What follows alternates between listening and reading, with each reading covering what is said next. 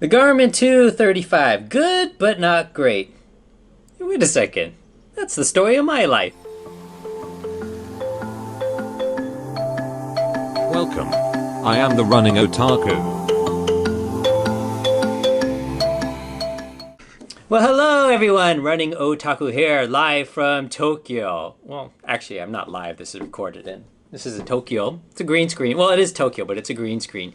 The video is brought to us by someone with the YouTube handle by the name of Ramblack, I think. I'll provide the link below. Anyways, he provides these amazing walking tours all through my favorite city in the world, Tokyo. He just records them in ultra high definition without narrating over them. So if you really want kind of get the sights and sounds and real feel of Tokyo, definitely go visit him. So this week is special for two reasons. First, I got my confirmation from the Boston Marathon that my application has been accepted. So I am going to start training for that in a few months. Second, I have published the first test of the Otaku Circuit with the Garmin 235 watch, and that's what I'm going to be talking about today.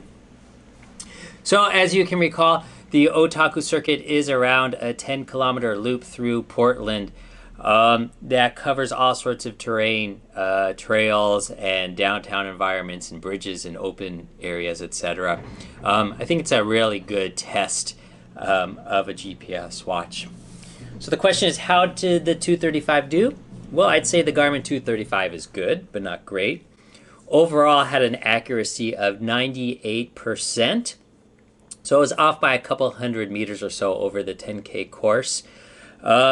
So that's pretty good. I think if you're running, let's say, a 3-hour marathon, you're probably, I don't know, about 5 seconds or so over or under what the watch is reporting.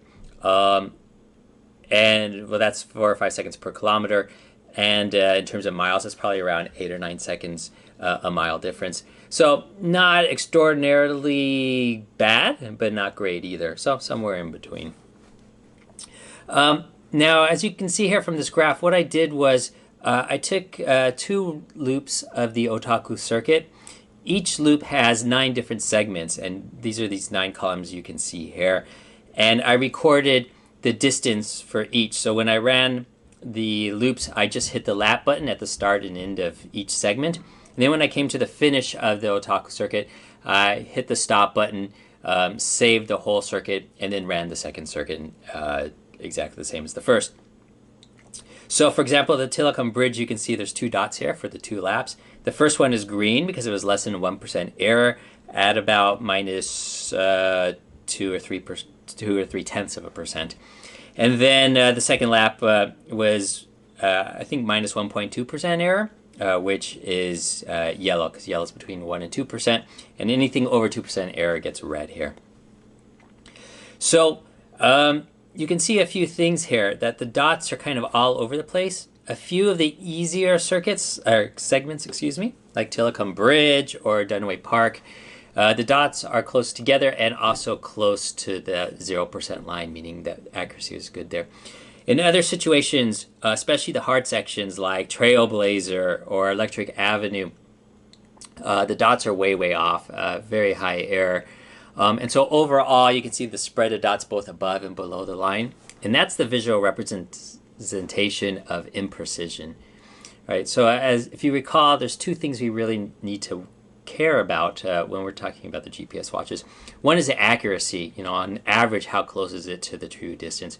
And the other is the precision, which is really the spread. So in this case, I took 19 different data points, and if it was really precise, all of them would be clustered around that 0% line. But in this case, they're spread both above and below, and that spread is a representation of the imprecision. And so mathematically, the way I computed that precision was I took the errors for each of those 18 data points and computed the standard deviation. And the standard deviation turned out to be 2.6%.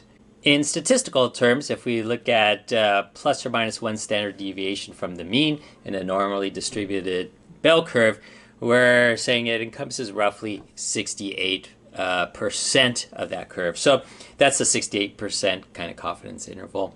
And here it ranges from a minus 4.6% to a plus 6% over reporting. Now, usually we talk about a 95% confidence interval, which turns out to be 1.96 standard deviations. So when you do the math there, it comes out to something like the range is 3% over-reporting to about 7% under-reporting, something like that. Pretty close.